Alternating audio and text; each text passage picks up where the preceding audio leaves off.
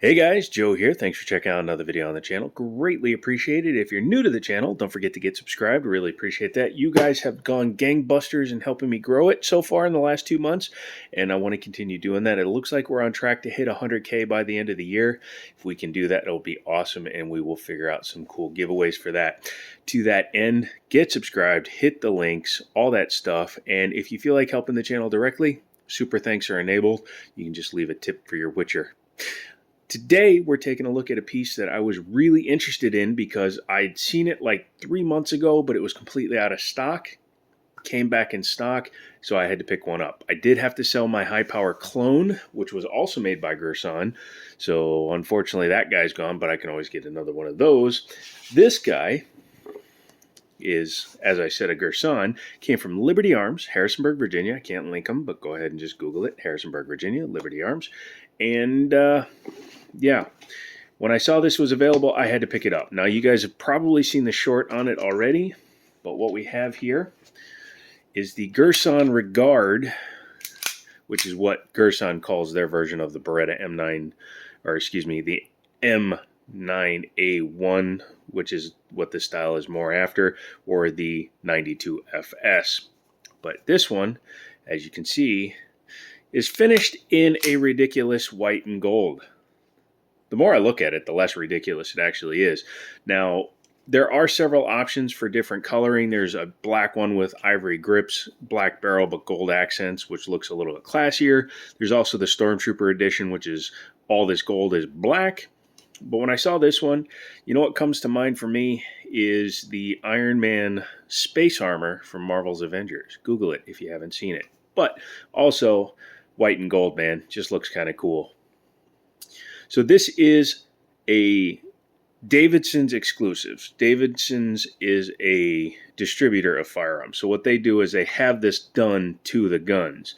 From what I can tell is they had this redone in a nitride finish or a titanium nitride finish, but all the controls and stuff look like they're just coated. Well, that one, the trigger bar might be nitrided.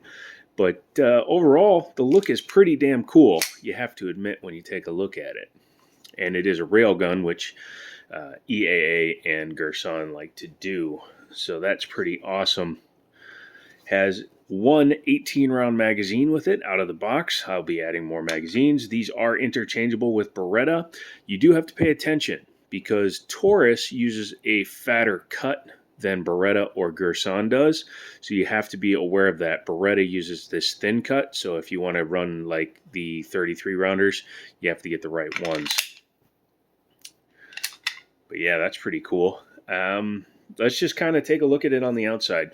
So this is the more traditional Beretta clone. The Taurus has the frame-mounted safety, which I guess the original 92s way back in the day actually had frame-mounted safeties as well.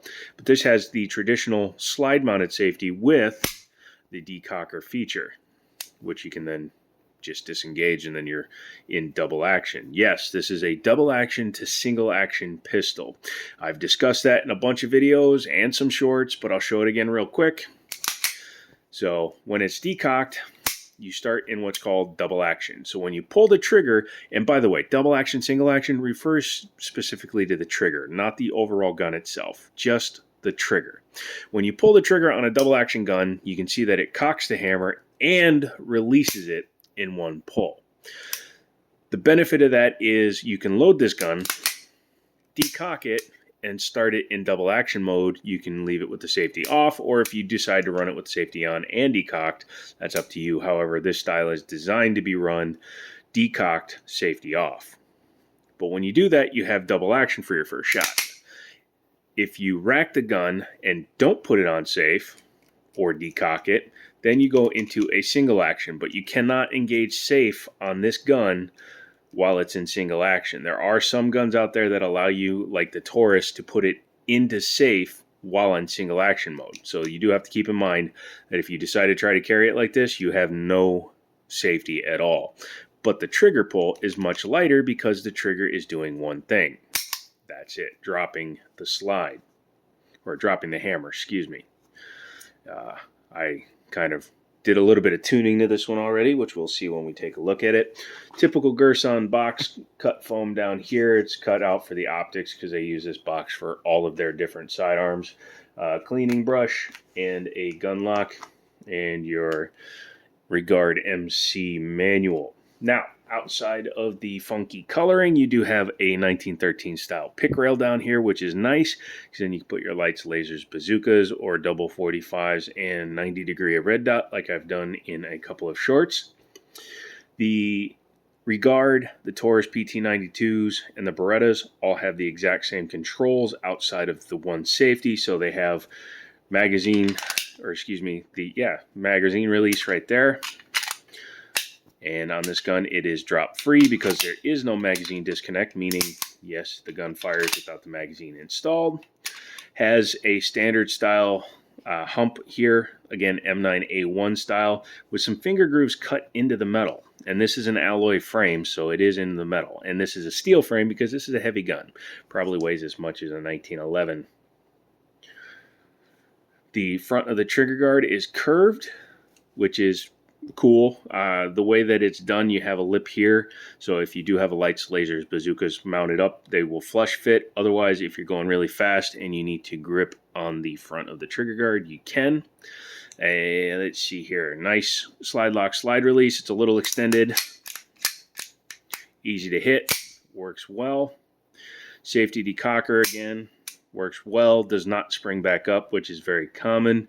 It does have a pretty piss poor sight picture because this is using the traditional style fixed front blade and a adjustable for windage, so you'd knock it over if you need to get some windage adjustment on there. However, I've seen people that will take a super small drill bit, drill all the way through, cut down there, and then run a fiber optic, which if I decide to keep this gun, which I probably will, considering how good a deal I got on it, I may wind up having to do in order to get a better sight picture on it. These have a 5-inch barrel. This is actually a 5.2-inch barrel because it comes out the end of the gun. Only has rear slide serrations, which is fine. That's all you really need on one of these. It does have a little cut there, so if you do need to press check, you can do that. Obviously, it's a little close up there. Open top design, so it really shows off that barrel, and this has a dropping block locking system, which we will take a look at in a second. Let's talk about the trigger feel. Starting in double action mode, the pull is pretty decent. So there, when you do that, you see it stops the hammer back a little bit. A lot of double action pistols do that. It's quarter cock or half cock, people called it, and you can see it does take a little bit of the tension out of it, but then you can just pull straight through. If it's less than 11 pounds, I would be surprised. It's a very heavy trigger on this one. However, once it cycles, it goes into single action mode, and that's where most of these handguns, especially semi-autos that have double the single action capabilities, shine, is when they're in single action. So as you can see, much shorter trigger, a little bit of take up again, and then goes right there. Next shot is pretty much right back out to the break and into the next round.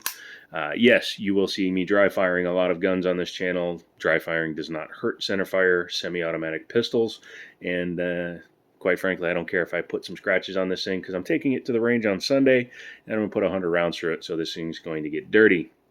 It does have the traditional M9 style lanyard on it.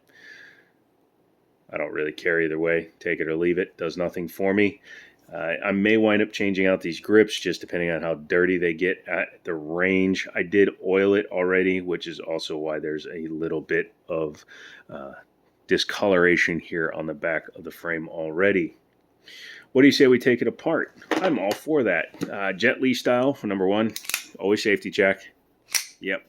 Then you just do that and pull off.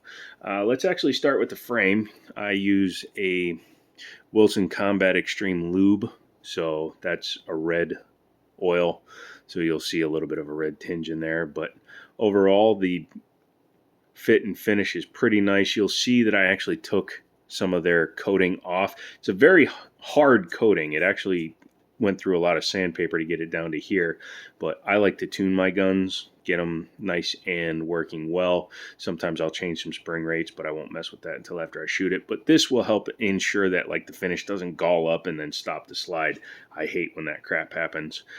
Taking a look here, non-captive. I've kneecapped myself with these guys before, so be careful with those when you take them out. And then you can see that when the barrel is in its fully up position, it doesn't just drop out. You need to actually release the dropping block in order to release it to come out. Let me see here. Being that this is a European market or other country market gun as well as a US market, you can see that it is a serialized barrel. The finish on that barrel is really nice. This was the biggest thing I was concerned about, that this might have a dullish finish, but that looks like it's gold nitrated or zinc or whatever they do to get the gold coloring, which is really nice. Inside here, you'll see again, I took some of the finish off. I like to do that to make a smooth slide. They wisely left the firing pin tube bare, and then you have your drop safeties and then your firing pin or safety block. Typically, if you have a slide mounted safety, it's going to physically block the firing pin from being struck. This is a two-piece firing pin. You can see the ball of the firing pin actually rotates up when the safety is engaged. That's perfectly fine. It does mean that it does have two more components that technically could fail over time, but it should be fine for now. They clearly painted this and then assembled it, because you can see there's plenty of paint in every crevasse. So that could lead to some functionality issues if they didn't do it right, but it looks like they painted all the components and then assembled it. With things like your ejector and your drop safety, they were all painted after they were installed, but they seem to be functioning fine. The trigger bar obviously runs underneath the grip. I don't take the grips off because I don't want to lose the spring, and then there's your release for your takedown. Yeah, not bad. Oh, I guess I should talk about the price of this gun. This gun actually runs for about $570 because of the custom color on it. A typical Gerson Regard runs for about $460, anywhere from $450 to $500 depending on who you buy it from.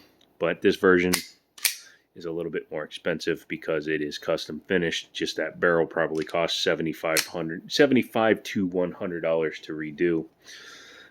Yeah.